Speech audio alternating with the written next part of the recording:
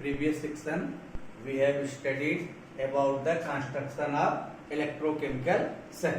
हमने पहले वाले सेक्शन में यही पढ़ा था कि इलेक्ट्रोकेमिकल सेल कैसे बनाते हैं.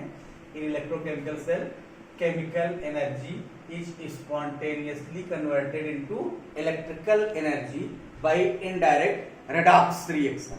In these reactions हमने आपको बताया था जिंक जो है ऑक्सीडाइज होता है, कॉपर के आयन रिड्यूस होते हैं, इलेक्ट्रॉन का लॉस होता है और जो है करंट फ्लो करने लगती है. ठीक है, जिससे कि केमिकल एनर्जी कन्वर्ट हो जाती है इलेक्ट्रिकल एनर्जी में. लेफ्ट हाफ सेल, अब इधर जो लेफ्ट वाला पार्ट है हमने आपको बता दिया था जिंक के जो एटम्स हैं इलेक्ट्रॉन लूज करते हैं और कैसा चार्ज होता है, नेगेटिव चार्ज. तो इसको आप याद करने के लिए एक सिंबल मैं आपको बताता हूं, लोन. लोन का मतलब, लोन में सारी चीजें समझ लीजिए आप. L stands for left, L stands for left. O means oxidation, O means oxidation. A means anode, A means anode. N मतलब नेगेटिव चार्ज, N मतलब नेगेटिव चार्ज. मतलब लेफ्ट ऑक्सीडेशन, एनोड नेगेटिव. तो लेफ्ट वाला part क्या हो गया, यहाँ oxidation हो रहा है और इसको क्या बोलते हैं, एनोड. और ये जो एनोड की राड है ये कैसा चार्ज है, negative. And in case of right half cell इसका जस्ट अपोजिट हो जाएगा, RRCP. RRCP का मतलब राइट, R मीन्स राइट. फिर दूसरा वाला R है, इसका means reduction, reduction. C means cathode and P means positive. Is it clear? तो ये इतना नाम इसका हो गया. लेफ्ट हाफ पार्ट को हम लोग कई नाम देते हैं, उस नाम को मैं लिख दे रहा हूं. Oxidation half cell, oxidation half cell भी इसको बोलते हैं. एनोडिक हाफ सेल भी बोलते हैं, एनोडिक हाफ सेल भी बोलते हैं.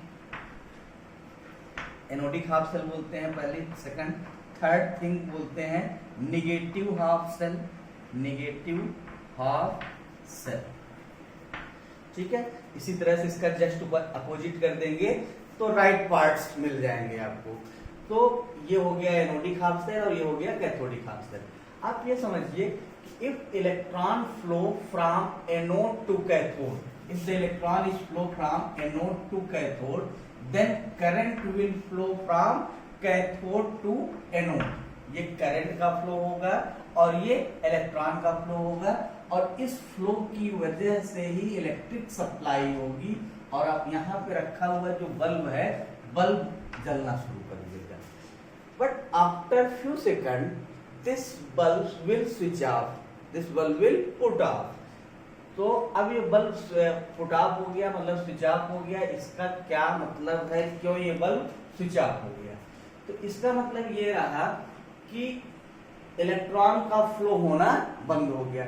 If the electrons are stop, flow of electron will stop, then current will stop. And if current will stop then bulb will put off. अब इलेक्ट्रॉन के flow को maintain करने के लिए, flow of electron, in this electrochemical cell some additional device must be added.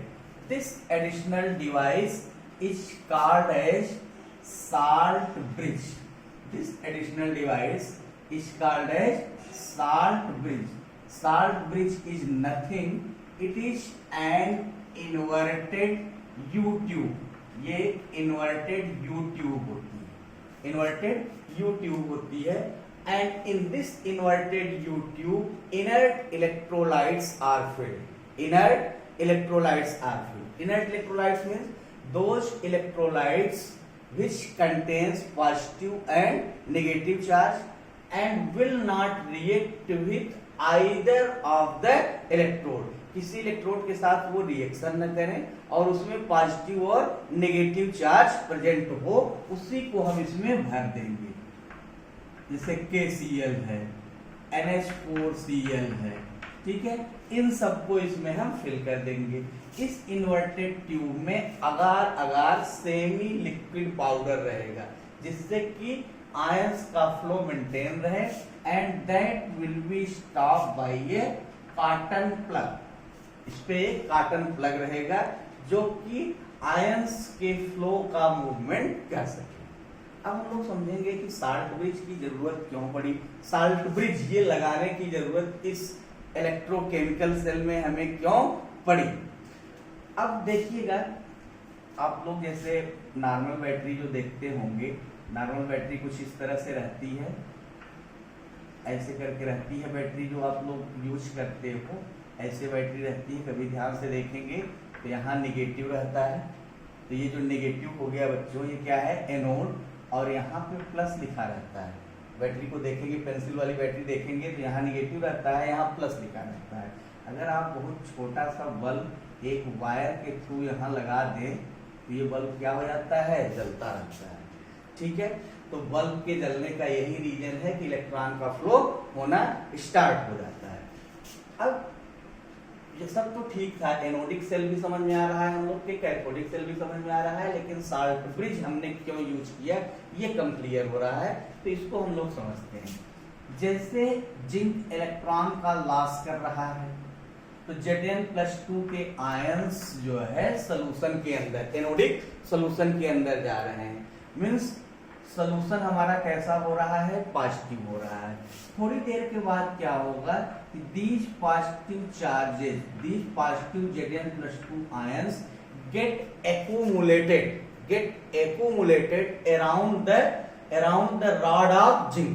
Zinc rod की चारों तरफ ये एक्यूमुलेट होना शुरू होंगे। तो जब ये एक्यूमुलेट होना शुरू होंगे तो after some time there will be repulsion between positive charge.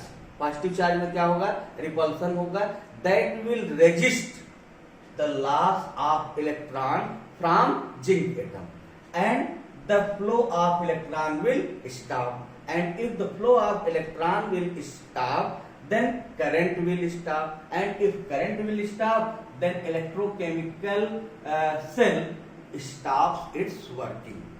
तो अब अगर इन पॉजिटिव चार्ज का जो एक्यूमुलेशन हो जा रहा है, अगर इस पॉजिटिव चार्ज को अट्रैक्ट करने वाला कोई इलेक्ट्रोलाइट्स आ जाए तो ये पॉजिटिव चार्ज एक्यूमुलेट नहीं होंगे, इलेक्ट्रॉन फिर से फ्लो होना स्टार्ट होगा।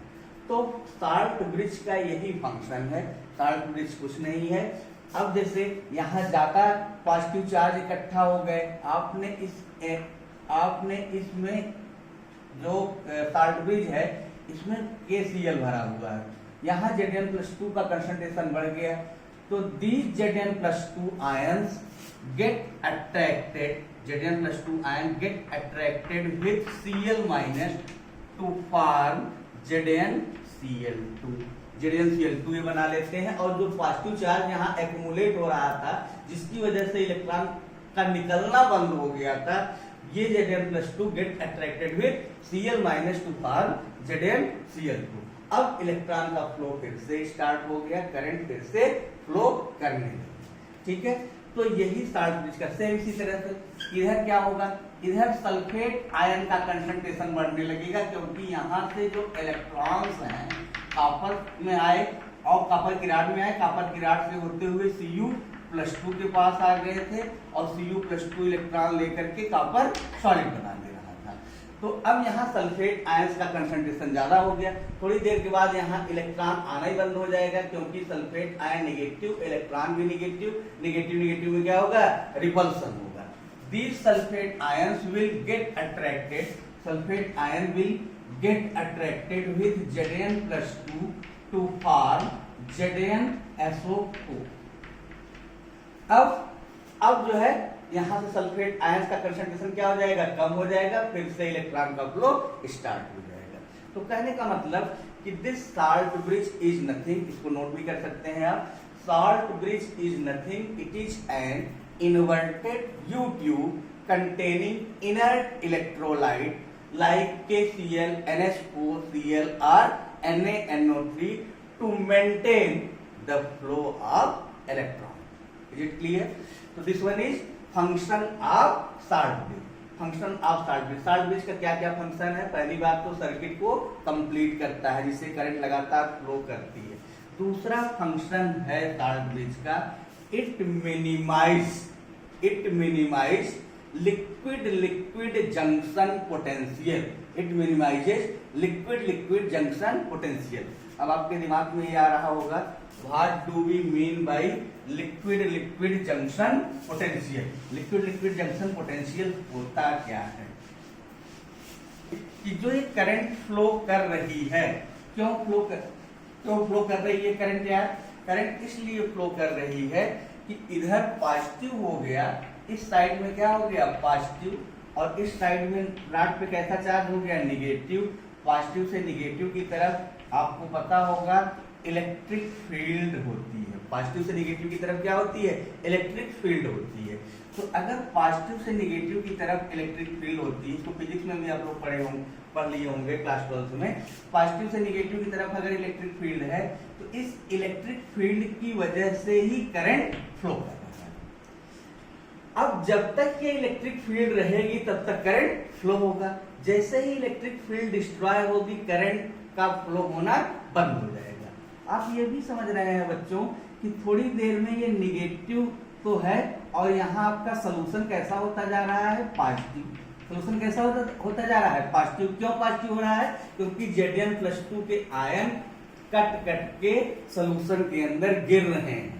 तो सोल्यूशन हमारा कैसा हो रहा है? पॉजिटिव, और ये सोल्यूशन कैसा हो रहा है बच्चों? नेगेटिव हो रहा है। तो अगर आप देखें तो सोल्यूशन इस ये वाला anodic solution is positive and cathodic solution is negative, then electric field will set up from left to right. Left से राइट की तरफ इसकी वजह से इलेक्ट्रिक फील्ड सेटअप होने लगेगा। अगर लेफ्ट से राइट की तरफ इलेक्ट्रिक फील्ड सेटअप होगा, then that will resist the internal electric field which causes the flow of current. अब ये जो इलेक्ट्रिक फील्ड अलग से जनरेट होने लगी, ये इलेक्ट्रिक फील्ड पहली वाली इलेक्ट्रिक फील्ड का क्या करेगा? अपोज करेगा। अब क्या होगा? ए टाइम इज कम, एक ऐसा टाइम आएगा जब इस इलेक्ट्रिक फील्ड की वैल्यू जो अंदर जनरेट हुई है इलेक्ट्रिक फील्ड बाहर वाले इलेक्ट्रिक फील्ड के जस्ट इक्वल हो जाएगी, और डायरेक्शन उसका क्या होगा? Opposite. Then net electric field E minus E dash will be equal to what? 0। अब जैसे ही इलेक्ट्रिक फील्ड की वैल्यू 0 हो जाएगी, करंट फ्लो करना बंद कर देगी। ठीक है, तो हमारा जो साल्ट ब्रिज है, यही जो लिक्विड जंक्शन पोटेंशियल हुआ क्या कि जो इस जंक्शन से इस जंक्शन पे जो पोटेंशियल जनरेट हुआ, that potential is called as liquid junction potential. हमारा जो साल्ट ब्रिज है, दिस जंक्शन पोटेंशियल को वो क्या कर रहा है? रिड्यूस कर रहा है। यहाँ से पॉजिटिव को हटा रहा है और यहाँ से नेगेटिव को हटा रहा है, जिससे कि हमारा सेल प्रॉपर वर्क करना शुरू कर दे। Is it clear? अब देखिए, जो जिन इलेक्ट्रोलाइट्स को हम लोग इसमें साल्ट ब्रिज में रखते हैं, what will be the nature of that electrolyte? You can write it clearly. The nature of electrolyte, heading है the nature of electrolyte used in the salt bridge. First nature क्या होना चाहिए? पहला nature तो बच्चों यही होना चाहिए, the ionic mobility of cation and anion. First nature क्या है? Ionic mobility of cation and anion used in the electrolyte should be same. अब ये आयनिक मोबिलिटी क्या है भाई? आयनिक मोबिलिटी इसको समझ लेते हैं। आयनिक मोबिलिटी होती क्या है? ये कुछ नहीं है, इसकी डेफिनेशन लिखते हैं। Distance travelled by ion in per unit time by applied a potential difference of one electron volt is called as ionic mobility। Ionic mobility की डेफिनेशन क्लियर हो गया कि किसी आयन पर, कोई आयन पर यूनिट टाइम में एक electron volt potential difference apply करने के बाद जितनी डिस्टेंस कवर करे, that one is called as ionic mobility. That will be discussed in higher class more clearly and more clearly. Now जैसे अब आयनिक mobility जैसे K प्लस है और Cl माइनस है, इनकी जो आयनिक मोबिलिटी होनी चाहिए सेम होनी चाहिए, मतलब सेम डिस्टेंस ही कवर करें, जिससे दोनों तरफ का चार्ज जो है, इधर पॉजिटिव चार्ज को हटाना है, इधर निगेटिव चार्ज को हटाना है, तो दोनों तरफ का चार्ज एक समय में न्यूट्रलाइज हो। नहीं पता लगा इधर पॉजिटिव चार्ज न्यूट्रलाइज हो गया, उधर न्यूट्रलाइज नहीं हो पाया है, तो इलेक्ट्रॉन का फ्लो नहीं हो पाएगा। ठीक है, तो पहली चीज ये है ionic mobility will be ionic mobility must be same both of cation and anion. Second condition बच्चों क्या है? अच्छा एक चीज और इसमें समझ लीजिए, among cation H plus ion has highest ionic mobility. अगर हम कैटायन की बात करें तो सबसे ज्यादा आयनिक मोबिलिटी किसकी होगी? H प्लस आयन की। और अगर एनायन की बात करें तो हाईएस्ट आयनिक मोबिलिटी किसकी होगी? OH माइनस आयन की। तो हाईएस्ट आयनिक मोबिलिटी जो है किसकी होगी? OH माइनस की। और कैटायन की क्या होगी? कैटायन में किसकी होगी? H प्लस आयन की। अच्छा, अब इसके बाद हम लोग बात करेंगे सेकंड नेचर जो इलेक्ट्रोलाइट्स का है। इलेक्ट्रोलाइट्स के जो कैटायन और एनायन है, the cation and anions of electrolyte must not react with either of the any electrode. Is it clear? So these are the natures of electrolyte which are used in the short bridge. Now we will discuss our next topic. That one is electrode potential. अब हम लोग सीखेंगे कि electrode potential क्या होता है। Electrode potential क्या होता है।